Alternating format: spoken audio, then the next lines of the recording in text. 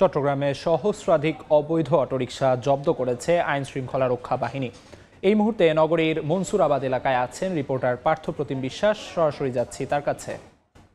নগরীতে অবৈধভাবে চলা ব্যাটারি রিকশার বিরুদ্ধে সাঁড়াশি অভিযান শুরু করেছে পুলিশ এবং গত কয়েকদিনে আমরা দেখেছি চট্টগ্রাম নগরীর প্রধান সড়ক থেকে অলিগলি বিভিন্ন জায়গায় যে ব্যাটারি রিকশাগুলো অবৈধভাবে চলাচল করছে সেই ব্যাটারি রিকশাগুলোই কিন্তু জব্দ করছে পুলিশ। এবং আমার সামনে আপনারা দেখছেন নগরীর যে মনসুরাবাদ এলাকা রয়েছে এখানে বিপুল সংখ্যক ব্যাটারি রিকশা বিভিন্ন জায়গা থেকে কিন্তু ধরে এনে রাখা হয়েছে।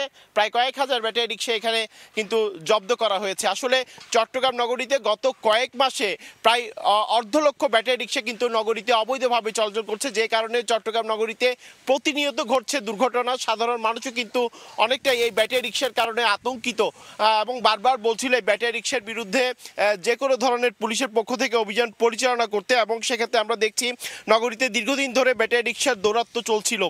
কোনো ধরনের নিয়ম কানুনের তোয়াক্কা না করে এইসব ব্যাটারি রিকশা চলাচল করে। দুরন্ত গতির এই রিকশাকে নিয়ন্ত্রণের যথোপযুক্ত ব্রেক সিস্টেম পর্যন্ত নেই।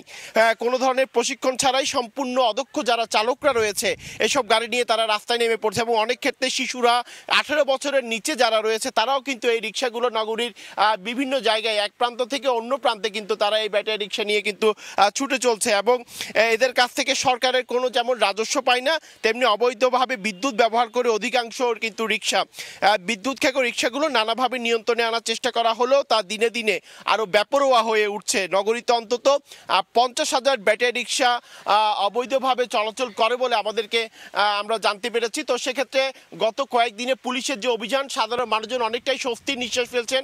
সাধারণ মানুষজন বলছেন অবৈধভাবে যে ব্যাটারি রিকশাগুলো চলছে যদি তারা চলতে চায় তাহলে একটা নিয়ম নীতির মাধ্যমে তারা চলুক সে বিষয়টি বলছেন। এবং এখানে যেসব ব্যাটারি রিকশা ধরে আনা হয়েছে তাদের চালকরাও বলছে আসলে যারা উঠতি তরুণ বা 18 বছরের বয়সের নিচে তারা যদি এই ব্যাটারি রিকশা চালায় তাদেরকে আইনের আওতায় আনা হোক, কিন্তু বয়স্ক যারা আছে তাদেরকে অল্প সংখ্যক ব্যাটারি রিকশা নগরীর অলিতে গলিতে কিংবা চলার সুযোগ দেওয়ার জন্য কিন্তু তারা আহ্বান জানিয়েছেন।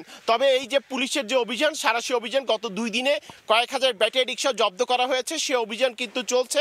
নগরীর বিভিন্ন জায়গায় সে অভিযান চালানো হচ্ছে এবং ধরার পরে নগরীর যে মনসুরাবাদ এলাকা রয়েছে সেই মনসুরাবাদ এলাকায় রিকশাগুলো নিয়ে আসা হচ্ছে। তো এই ছিল আমার কাছে এখনো পর্যন্ত নগরীর মনসুরাবাদ এলাকা থেকে এখানকার সর্বশেষ খবর।